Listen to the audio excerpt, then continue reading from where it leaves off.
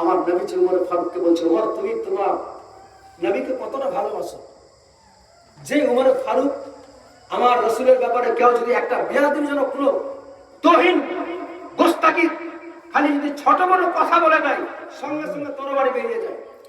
সে উমর ফারুককে বলে, তোমার নবীকে তুমি কতটা ভালোবাসো? আমার নবী বলছে, বলে ইয়া রাসূলুল্লাহ, আমার জমি জায়গা টাকা পয়সা মা বাবা সবার চাইতে আপনারা বেশি ভালোবাসি। আমার নবী বলছে, উমর তুমি এখনো পূর্ণাঙ্গ মুমিন হতে পারোনি। সঙ্গে সঙ্গে উমর ফারুক, আরে নবীর সাহাবী না, সঙ্গে সঙ্গে বলছে, ইয়া রাসূলুল্লাহ, ইয়া হাবিবাল্লাহ, মা বাবা জমি জায়গা টাকা পয়সা ছেলে মেয়ে সব চাইতেও নিজের জীবন থেকেও আপনারা বেশি ভালোবাসি। আমার নবী বলে, এবার তুমি পূর্ণাঙ্গ মুমিন মুসলমান হয়ে গেছো। নবীজি বুঝিয়ে দিল, তুমি হতেই পারো না পূর্ণাঙ্গ মুমিন ততক্ষণ যতক্ষণ নিজের জীবন থেকে তোমার রাসূলুল্লাহকে না ভালোবাসতে পেরেছো।